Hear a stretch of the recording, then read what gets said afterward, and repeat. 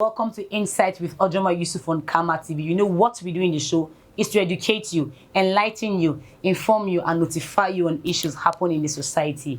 Easter is just few days to go, and it's on this spirit that I will bring in up a bishop of the Catholic Diocese in Adamawa State, and he's also doubled as the CAN Chairman.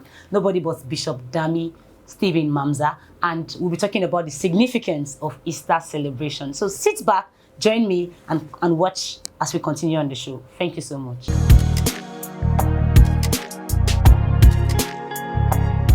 Well, today I'll be dabbling a little to celebration. Yes, Easter is just few days to go. And how do you plan to celebrate your Easter? Well, I won't be doing this alone because I'm here today with an august visitor.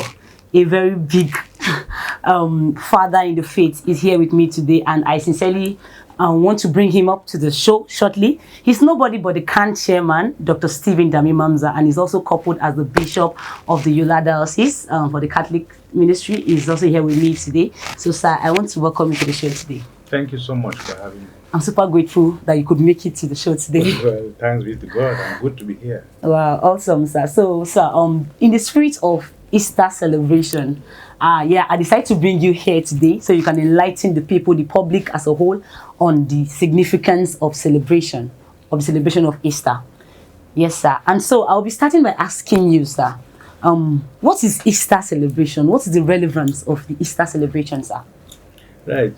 Well, we cannot actually talk about Easter without talking about the preparations we had before reaching where we are and what we are about to celebrate. Yes, sir. We started the Lenten season about nearly 40 days ago. In the next 2 days, we shall be bringing our Lent to a conclusion.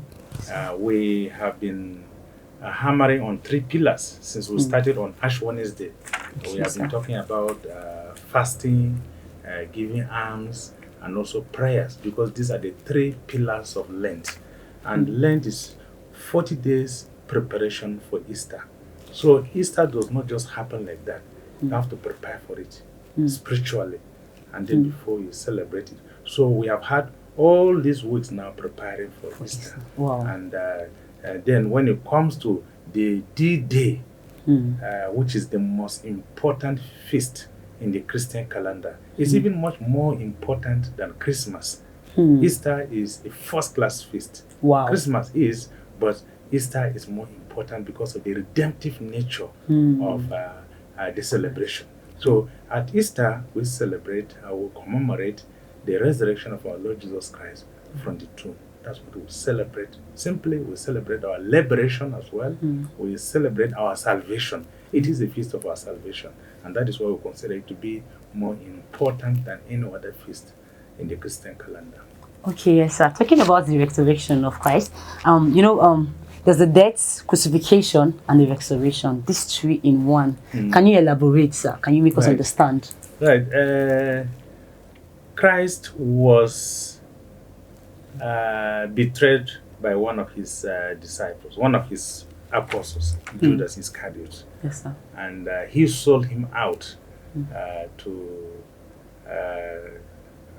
those that killed him.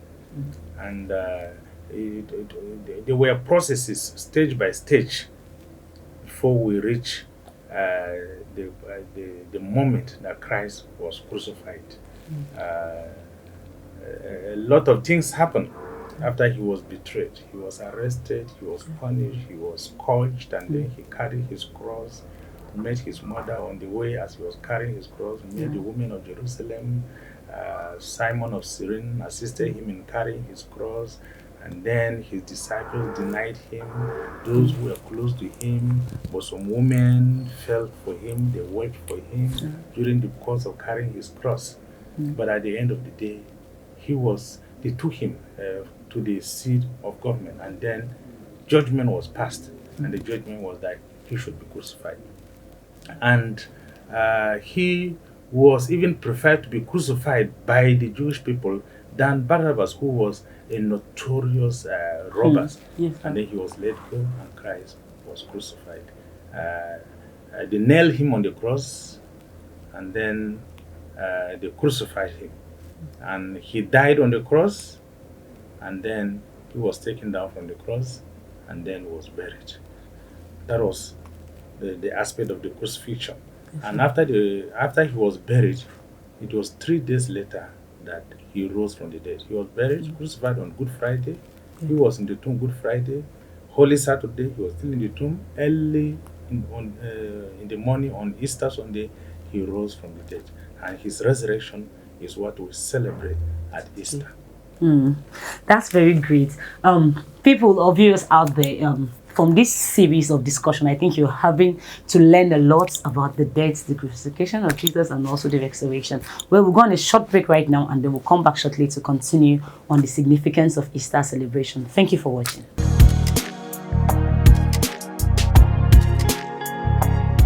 All right, people, you're welcome back from the short break, and don't forget we've been discussing on the significance of Easter celebration. And I'm here with our able bishop, Dr. Stephen Dami Mamza. He's also the CAN Chairman, and also we have him as the Bishop of the Adamawa State Diocese. Sir, you're welcome back from the short break. Thank you so much. Yes, I'm excited having you, as I've said before, and then I enjoying our conversation. It's really educating. Thank you. All right, so you see, I want to really get this straight. There's this understanding on how that, okay, celebrating Easter, you have to go to the market, get new clothes, buy rice that day, you must kill meat and all of that. So I would like you to give your words to our Christian people out there, people in the Christian faith. Is that really necessary? Is that the main reason why we should celebrate the death of Jesus Christ? Or we can actually come in like that and just make sure we are thanking God for that day? Well, Yes, I think the most important aspect of the celebration of Yes, Easter is sir. actually the spiritual aspect of it. Hmm. You know, as I said before, it was 40 days of preparation. And if your heart is not well prepared and your heart is not a fitting place in order that Jesus can dwell and he can also resurrect from your heart, then it doesn't make sense. So all the outward celebration, yes, they are good if you can afford to do it, but you don't have to do it, and you are not forced to do it. You are not under pressure to do it. If you can afford to slaughter animals and prepare rice, whatever you can prepare, you are free to do so if you can afford. But nobody is encouraged to do wrong in order to celebrate Easter, especially to go and steal in order to buy food stuff and celebrate Easter, or to go and you steal somebody's chicken and then you come and cook in your house and say you are celebrating Easter. It doesn't make sense. Seriously, at all. sir. Seriously, So Your Lordship, you sir. can combine the celebration of Easter with sinning. After all, we have already prepared ourselves for 40 days. 40 days, So yeah. our hearts should be pure during the period of the celebration. If you cannot afford to buy things expensive in order to do the celebration, just simply eat your normal food that you normally take a normal drink that you normally drink, and then have a simple celebration and be joyful with your family and your loved ones. All right, Your Lordship, sir. I think there's this question about the Good Friday and all of that. Yes, there's a feast for that Good Friday. Yes, how that Christians had to go trek down to just remember the death of Christ and all of that. And there's another saying that we don't eat meat on Good Friday. So, Your Lordship, sir, I want you to get some clarification on that. Well, I think, yes, Good Friday, again, I'm sure you're also going to ask me, why do we call it Good Friday instead Yes. of Bad Friday? Because that's actually when Yes, that was Jesus when he was died. right. Yes, sir. So, well, it's Good Friday for us because if Jesus did not die, we wouldn't have been saved. There wouldn't have been any salvation for us. So we have to call it Good Friday because it was through the death of Christ that salvation came. Without Good Friday, there wouldn't have been Easter Sunday. Yes. So Good Friday, like in the Catholic Church, and as you know, almost all those celebrations, they all originated from the Catholic Church. Yes. Like in the Catholic Church, we have two major events on Good Friday. The first event normally is that we used to have the Stations of the Cross. We dramatize what happened to Jesus on that day. So it refreshes our mind. And sometimes people even go emotionally. Yes, people weep. Yeah, I've exactly. attended So this several years. People cry. You feel and say, Yes. did this thing really happen to Jesus? So if you place yourself in the shoe of Sure. Jesus, Yes, you sir. feel it emotionally, that will be able to strengthen your faith. As a matter of fact, in Philippines, on Good Friday, every year there are those, even the church does not encourage this any longer, but every year there are those that allow themselves to be crucified, really crucified, Wow. with nails. Wow. With On their nails, hands. yeah, on their palms, Wow. yes. And later on, they are healed. So Wow. they feel as a kind of a big sacrifice they are making for Christ. But we're not asking ourselves to be To do crucified. that. Yes, Yes, yes, sir. yeah. Wow. But so on that day, we have the stations of the cross, and in every parish, in every church, from the beginning when Jesus was betrayed by his disciples up to the moment he was crucified, and then we end there. We don't do the resurrection because he will Yes, the still be person did left in not. the tomb. He did Yeah. not risen yet. Yes, sir. So that's the first part of it. And then the second part of it is that we have service on Good Friday.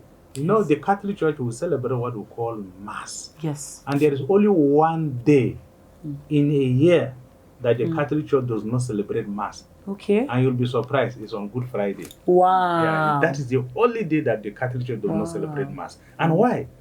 Why? I tell you the reason. The Mass that we celebrate is a sacrifice. We call it the sacrifice of the Holy Mass. And because Christ has sacrificed himself on Good Friday, there is no need to offer another sacrifice. Wow. So that's why we have only one sacrifice. Yes. Okay. So no Mass, then we have service in the evening. We do service and then we give Holy Communion. And then at the end of the Mass, we are advised to live quietly. As soon as because the ceremony of Good Friday is always very, very strange. You know, you start without the sign of the cross, the priest will go and just lie flat, and then you end without the blessing that normally given in the church. Wow. And people will live quietly. We are asked not to talk to anybody, just go home quietly. Christ is in the tomb. Go straight home, and then we wait for Easter Vigil, and then the resurrection from the dead on Easter Sunday. Whoa. Well, you know, after discussing all this while, Your Lordship, I just learned this today, that the only one day you don't celebrate Mass. It's only Good Friday. Wow. So I'm sure you also learned that too. Yeah, we are going on a short break and then we'll come back to continue the show. Thank you so much.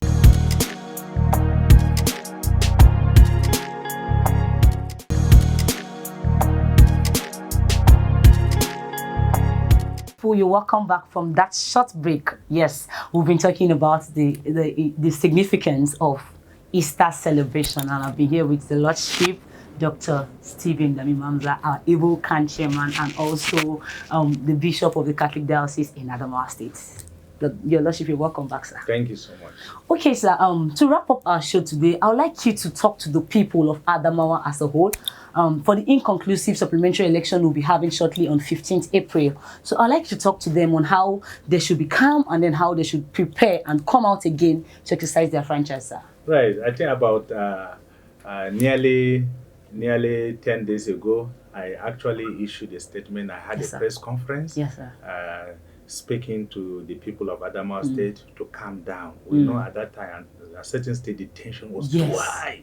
Everybody could feel it. So there was a need for religious leaders to speak and calm the people. And, you know, if we are quiet about such a thing, you know, our people can live in a kind of a hopelessness, a kind of a situation. Yes, sir. So we encourage them. And I think that is the same thing I'm doing at the moment. Sir. Yes, the elections has come and gone, but it's inconclusive, and it is said that the supplementary election is going to take place on the 15th of this month. So my call on those units that have been affected is that each and everybody should come out and vote the candidate of his or her own choice. And people should not take things for granted. They should come out. And it is your own right. It is your civic right to make sure that you come out and vote. And nobody forces you to vote for this person or vote for that person. Vote the person of your choice. And that is my call. Let it be peaceful. Nobody should allow himself to be used as an instrument of violence. Nobody, especially the youth. I call upon all of them to make sure that they don't allow themselves to be used as instruments of violence. And then secondly, my call to the security agents, the police, the civil defense, DSS, and all of them, please, they should be neutral. They should be completely neutral. They are there not to support any candidate, not to support even those that are in power. That is not why they are there. They are there to be neutral and to ensure that things are done right and nobody causes trouble there. So we are looking forward to the neutrality of the security agents. And then the third one is to INEC. INEC is supposed to be umpire. And as an umpire, you're supposed to have no part to play. No, you're not supposed to side anybody. It is expected that you are there as if you don't know any person participating. Just be neutral and do exactly what the Electoral Act or the Constitution asks you to do. We trust and we believe that INEC can do better than what it has done in the past. So we believe and we hope in INEC that INEC should be completely neutral, not support anybody. And then final call is on the politicians themselves. They should not instigate violence. They should not use the youth in order to cause trouble. And most of the politicians, especially the highly placed ones, you will never see their children on the street. Not at all, sir. Even to go and vote, you will hardly see their children. But why should they allow the children of the poor ones, the children of the masses, in order to cause violence? And most of the time, they are the ones that are being killed. So I call on the politicians to make sure that please let them fear God. Even if they are politicking, let them remember that God exists and God sees and God hears everything that we do. We hope and pray that the supplementary elections will be successful so that at the end of the day, the inconclusiveness will be concluded. All right, sir. Thank you so much, Your Lordship, for making it to the show today. Once again, I celebrate you and I appreciate you for honoring our invitation. So I will look forward to bringing you back to the studio again. My pleasure. I will come again anytime you invite me. All right, sir. Thank you so much, people, and thanks for following us today. Thanks for watching. This is how we could stop today, and it's what we can take today in the show Insight with Ojoma Yusuf on Kama TV. Well, we're saying bye for now and watch out for the next episode. So thank you. Bye-bye for now.